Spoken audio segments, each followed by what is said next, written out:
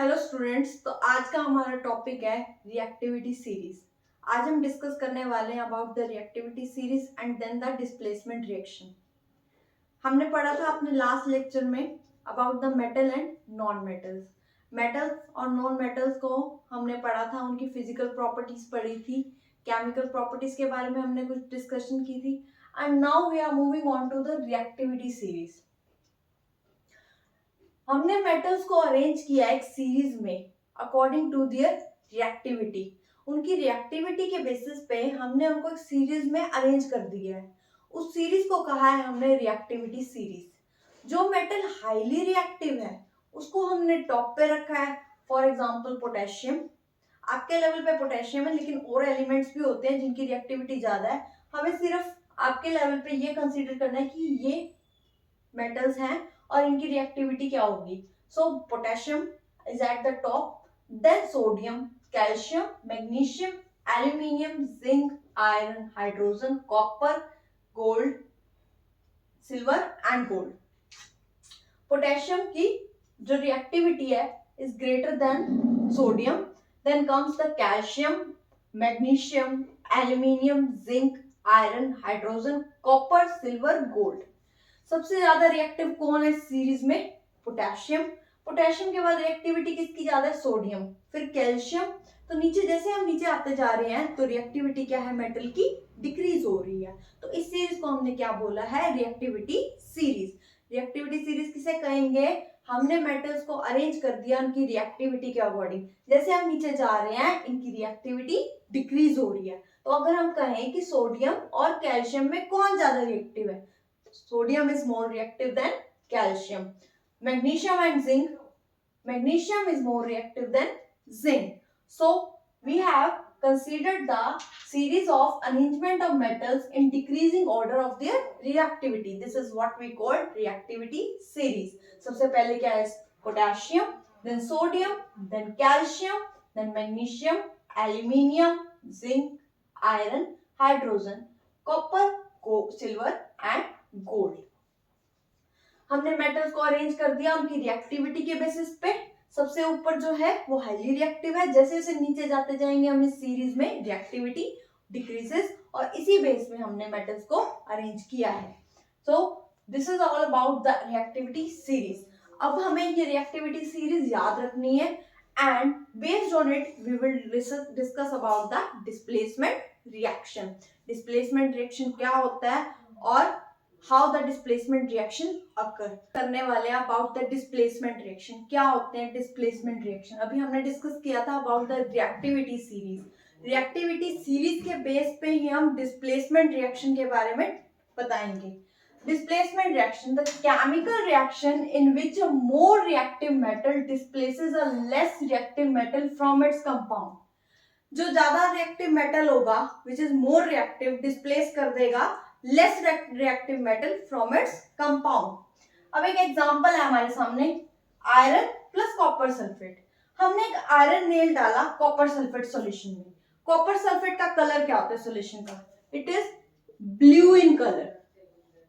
जब हमने एक आयरन नेल डाला कॉपर सल्फेट के सॉल्यूशन में, हमने रिएक्टिविटी सीरीज में देखा था iron is more reactive than copper. So a more reactive metal displaces the less reactive metal. In this case, iron is more reactive and copper is less reactive according to the reactivity series. So it will displace the copper, and the new product which is formed after the reaction is iron sulfate, and the other product is copper. So the solution earlier was blue in color due to copper sulfate, but the new product which is formed after the reaction is iron sulfate. Why iron sulfate is formed? Because iron is a more reactive metal and it displaces the copper from the copper sulfate to form iron sulfate. Iron sulfate is green in color and the other substance or the product formed during the reaction is copper. So this is a displacement reaction in which a more reactive metal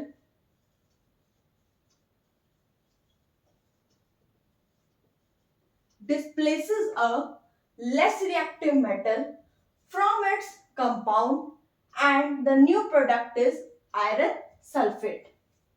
This is an example of displacement reaction. एक और reaction की भी हम बात कर सकते हैं by giving an example which help you to understand the topic more clearly. अब एक हमने ले लिया जिंक, दूसरा हमने ले लिया कॉपर सल्फेट ही ले लेते हैं, तो क्या बनेगा?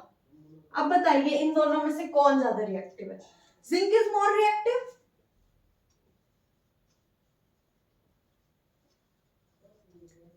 And copper is less reactive. If you compare zinc and copper, इन दोनों में से ज्यादा रिएक्टिव कौन है? जिंक. और कॉपर क्या है? Less reactive. ये ज्यादा स्ट्रॉन्ग है. अगर दो बंदे हैं, एक ज्यादा स्ट्रॉन्ग है, it will take its position and replace it. Similarly in this case zinc is more reactive, इसको स्ट्रॉन्ग समझ लें, और क्या करेगा? कॉपर की पोजीशन ले लेगा और क्या बनाएगा? Zinc sulphate plus copper. So a more reactive metal displaces the less reactive metal from its compound to form a new product. This is a chemical reaction and thus the new product form is zinc sulfate. Is it clear? So we have discussed today about the reactivity series. पहले हमने बात की reactivity series की. reactivity series क्या होती है? हमने arrange किया मेटल्स को उनकी रिएक्टिविटी के अकॉर्डिंग. जो मेटल हाईली रिएक्टिव है उसको हमने टॉप पे रखा. जैसे जैसे हम नीचे जाएंगे रिएक्टिविटी रिड्यूस हो रही है और मेटल्स को हमने उसी अकॉर्डिंग अरेंज किया है.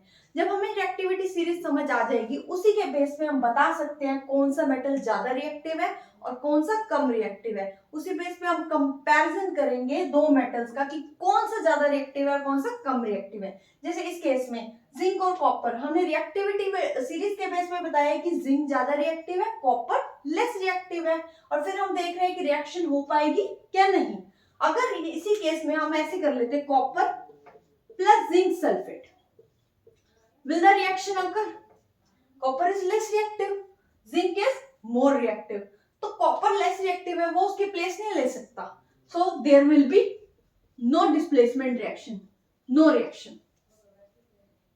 नॉर्मली ये क्वेश्चन पूछा जाता है कि हम इस सॉल्यूशन को इसके अंदर डाल दे तो क्या चेंज आएगा, कोई चेंज आएगा क्या नहीं आएगा.